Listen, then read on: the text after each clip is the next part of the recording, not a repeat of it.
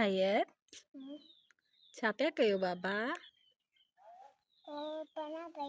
छा पई पढ़ी? अच्छा, केरु पढ़ाईंदो आहे स्कूल में? न, तव्हांखे पढ़ाईंदो केरु आहे स्कूल में? केरु पढ़ाईंदो आहे स्कूल में बाबा? आयत स्कूल में तव्हांखे केरु पढ़ाईंदो आहे? मिस कोन पढ़ाईंदी आहे? केरु पढ़ाईंदो आहे? मिस पढ़ाईंदी आहे। मिस जो नालो छा आहे? मिस अम्बरीन राव। केरु? अरे अरे अरे अरे अरे तव्हां पंहिंजे किताबनि खे संभालींदा आहियो आयत? कीअं संभालींदा आहियो? पेनू विझी थेले में पोइ संभालींदी आहे। हिकिड़ो आयत पंहिंजा किताब संभालींदी आहे ऐं ॿियो घर में किताब केरु संभालींदो आहे आयत जा? मम्मी बाबा संभालींदा। आयत वॾी थी छा थींदी?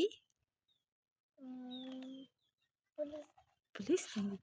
अच्छा, आयत पुलिस थी पोइ छा कंदी पुलिस थी? चोरनि खे पकड़ींदी। अरे वाह वाह वाह वाह। चोर सुठा हूंदा आहिनि किना हूंदा आहिनि? आयत खे चोर कोन वणंदा आहिनि न? अच्छा, चोरी करणु ख़राबु आदत आहे? कंहिं ॿुधायो आहे? कंहिं ॿुधायो आहे त ख़राबु आदत आहे चोरी करणु? कंहिं ॿुधायो आहे?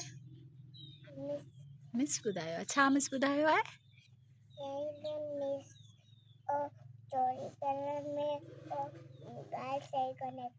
अच्छा, चोरी करणु ॻाल्हि सही कान्हे का? ॿी ख़राबु ॻाल्हि कहिड़ी आहे?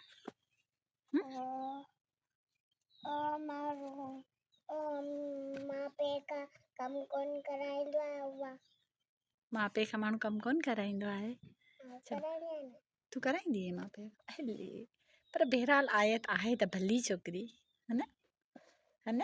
आयत सफ़ा भली छोकिरी आहे। अच्छा, स्कूल त रोज़ ईंदी आहीं? शौक़ु अथई पढ़ण जो? केतिरो? जाम। माना केतिरो? न, आयत वॾी थी पुलिस वारी थींदी। आयत खे पढ़ण जो बि जाम शौक़ु आहे। आयत पंहिंजे किताब। अच्छा, हथ में छा खणी वेठी आहीं? किचिरो। छा जो किचिरो आहे? छा पई खाईं? इहो छा आहे? इहो छा पई खाईं? कमांद आहे। छा आहे? ॿी हथ में छा अथई? ॿिए हथ में छा अथई? छा कंदी कमांद जे किचिरे खे?